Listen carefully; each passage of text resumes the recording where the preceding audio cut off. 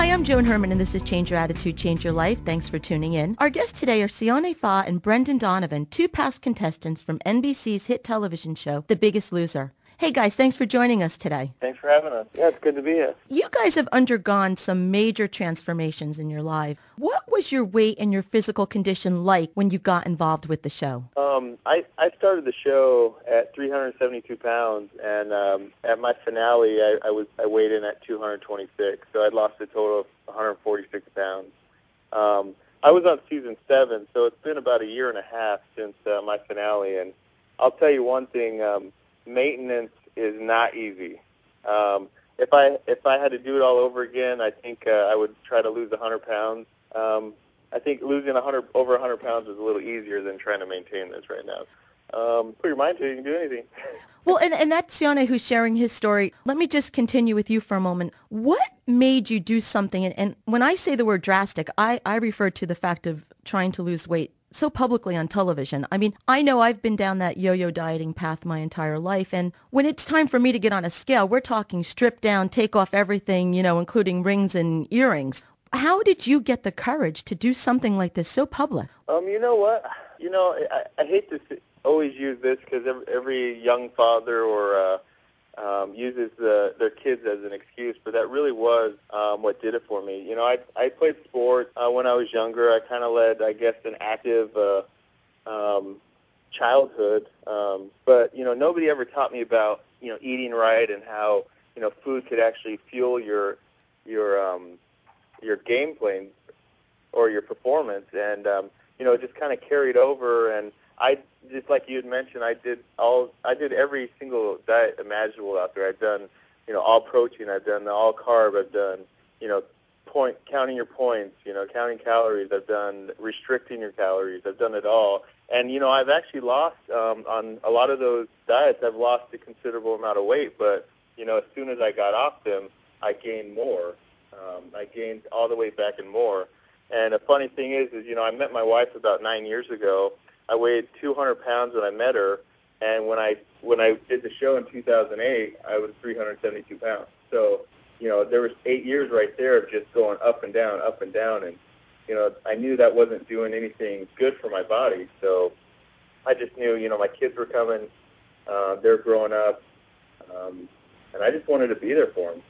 How about you, Brendon? What was your weight and what was your physical condition when you first started? Yeah, my weight at the beginning of my season was 362 pounds. I think I have a fairly similar body to Sione. I mean, when I was younger, I was always the big kid on the All-Star team or the biggest kid to run a marathon. I was always athletic, but I was always overweight. And I guess once college ended and real life came into play, all the working out ceased, but my appetite stayed the same. And like Sione said, I was 220, 230, was 10 pounds every year, 20 pounds every year. And, I also lost 100 pounds a couple of times, but right when I went off the diet, I went, right back and gained it back. So I guess the most important thing is it's not a diet, it's a lifestyle change. And I think now that I'm a little older and more mature, I finally realized that. Mm-hmm. And, the show's over now, and, now I have to keep the weight off so I live. Right. And the damage that we do to our metabolism when we go on all of these crazy diets, it really does wreak havoc. Now, let me ask you, what made you decide to try to go on a show like The Biggest Loser? I used to sit on my couch and watch The Biggest Loser and say, wow, I could easily do what these people do. And, so when they came to town one day for the casting call, I went and I applied, and one thing led to another, and I got on. But, the thing I quickly realized when I got there is this definitely is not easy. It's one thing to watch from your couch, and eat and think you can do it. It's another thing to actually go there and participate in, the crazy exercise and with the Bob and Jillian workouts. It was probably the hardest thing I've ever done in my entire life, but definitely the thing I'm most proud of. And, now, I belong to a family with Sione and the rest of the 10, 11 seasons that they've been so far. And, now we have a support system to lean on each other. And, it wasn't a diet at the ranch. It was a lifestyle change, and I understand that now. Sione, what was your first day like when you first got to the ranch? Well, like Brendon, I'm a huge fan of the show. I've seen every single episode. I started watching faithfully, in 2004 when season 1 came out. And, I was the guy on the couch slowly gaining weight as, the past contestants would motivate me, inspire me, but, it kind of felt like I had no direction once the 2 hours were over. I didn't know really how to do it because it seemed like what they were doing was so, impossible to do. But, watching the show and being on the show and, going through the audition process and having Allison Sweeney tell you guys are going to the ranch and we're all excited and sweating because we're fat. And just that's a little fat humor there. But we're all excited to get to the ranch. And I remember the first 10 minutes of a workout with Bob, I was ready to buy my own plane ticket home and get out of there. So all these months of auditioning and, really led to that point that, like Brendan said, it's really hard. And I think the biggest thing that people don't realize is that Biggest Loser is not a guaranteed weight loss. It's not something where, okay, I made the show, I'm guaranteed to lose 100-plus pounds. You still have to put in the work in there. Of course there's some pressure of being on TV and, America's going to watch you at the finale, but it still comes down to you and what you do waking up every day. Some of the things that they don't show on the show is that, we work out 6 to 8 hours a day, but only three to 4 of those hours is with the trainer. Mm-hmm. So the other 3 to 4 hours that we're given to, we called it homework, it was left to us to do it, left up to us to do it. So you could either go to bed, you could eat all day if you wanted, but, that's kind of where you grabbed a hold of your inner strength and actually said, listen, I want to make this change and do it.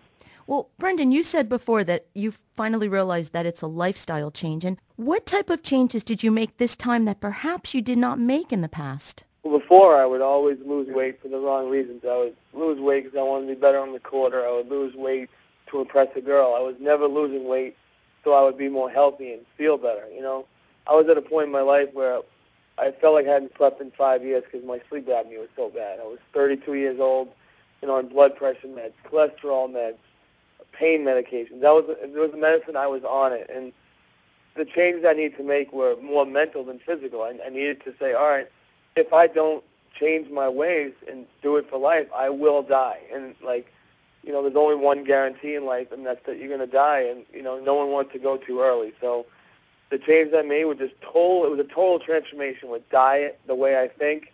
So, I'm proactive and I won't develop heart disease. I won't get a stroke. Before, it was, like I said, just to get better on the court or to impress this girl that I was going to the club with. Now it's totally a different mentality. Right, it's something that you've done for yourself. Yeah, something that I've done for myself rather than do to impress other people. What would you say, guys, were some of your biggest challenges?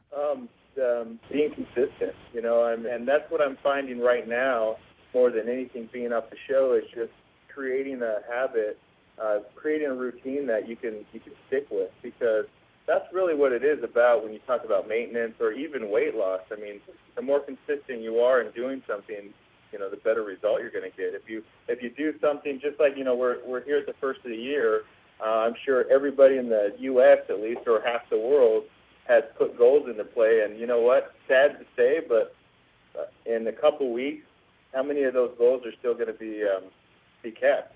Because they've fallen off or they haven't been consistent. So for me, it's just finding that balance and the routine that works best for me. And I think something that most people struggle with is, finding that discipline and finding why they should exercise. The reason we're here today with the Ragnar Relay is, we're running a race, and people talk about marathoning. Marathoning, if you're running and you isolate yourself, can get boring. When you're doing the Ragnar Relay, it's a team aspect. It's fun. You're doing it with your friends, and people are relying on you to finish. So it's like you need to put your priorities in order. And I think exercise and eating right should be, number 1 and 2 in either order, because let's face it, if you don't do it, you're going to get caught up in this epidemic that is obesity that is America now. And, Sione and I have struggled through it, and, you need to focus and, start doing things that are fun that will keep your weight loss. Well, Brendon, like you're saying, these are things that we all know. But what would be your advice right now if you could say to someone, get off that couch and get going? How can they do this? It sounds very cliche, but when people ask me for advice as far as what I learned in the show, it's just get moving. you know, for me, the first month of the show, I couldn't really do much. So every day I would get up and I would walk 10 miles in the morning and I would walk 10 miles at night. You know, I might not be able to push myself real hard in the gym due to physical limitations, which a lot of people have, but everyone can get up and walk. And if you can't, get up and get on the recumbent bike. And if you can't do that, do yoga. Do something that makes you sweat and, you know, cut your calories. There's no magic science to it. You need to eat less and exercise more. And the thing is, too, people think that, you know, I'm going to start running, and if they can't go out and run 3 miles, they quit immediately. But it's a very slow process, isn't it? Yeah, well, it's just like anything else. You know, if we're talking about weight loss, you got to take a step at a time. If your goal is 100 pounds, well, if you start on Monday, don't expect a 100-pound weight loss on Friday. It's kind of like creating a business, too. I mean, if you go out and say, hey, I want to be, you know, I want to own a Fortune 500 Fortune 500 company, you can't just do that in a week. You've got to create a plan. You've got to have small goals within those big goals. I mean, it's the same thing with weight loss and being consistent. I mean, if you want to get to that 100 pounds, well, guess what? You know, put a more reasonable goal in play. Like this next 2 weeks, I'm going to lose 5 pounds or 8 pounds or 1% of my body weight, and you got to stick with it. The key is, you know, there's no like magic pill. There's no secret out there on weight loss or anything. We all know how to do it. That's the sad part about it, is that if you stop and think about it, we all know what works best for us, and it's just a matter of actually just getting off the couch and doing it. Because even now, actually, last week, you know, with the holidays and everything, I knew I had to get out and run because I was getting ready for this Ragnar Relay and also the marathons coming up. I knew I had a certain amount of miles I had to run, and I just sat on the couch for an hour thinking to myself, well, should I do it? Should I not? Should I do it? Should I not? And I just wasted an hour of my time. So the main part is just get off the couch and do it. We're getting close to the end, and I wanted you to have the opportunity at this point to just give some parting information to our listeners that can inspire them, motivate them to incorporate a healthier lifestyle, to make those changes, to transform themselves the way both of you have done. What would you say to people? You know, I would say before The Biggest Loser, I was someone that had totally, like, given up on life. I had no hope inside of me.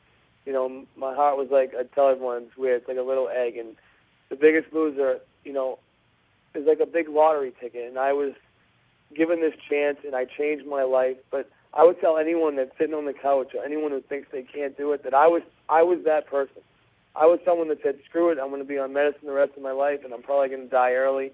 But I changed. You know, I got lucky in my change, but I think everybody has that possibility to change. And if you just put your mind to it, you know, you can do it. And like Sione said, take small steps. Don't say I'm going to lose 30 pounds this week. I'm not going to, 30 pounds this month. You know, lose a pound a week. Lose a pound every 2 weeks. But take those small steps, and you can achieve whatever you want. How about you, Sione? It's the same thing for me. I mean, it's just being consistent. You know, being consistent on setting your goals. Know what you want to do and work a little each day to get to those goals. Sione and Brendon, thank you so much for being with us. You are an inspiration to all of us, for everyone to get moving, to make those changes in our lives that are necessary. Again, please visit our website, CYACYL.com. While you're on our website, please check out the monthly e-magazine, listen to past shows at podcasts, and visit CYACYL's YouTube channel. You can also follow the show on Facebook and Twitter. Thanks for being here today. Thank you so much for having us. Thank you so much. This is Joan Herman, and this is Change Your Attitude, Change Your Life. Thanks for tuning in.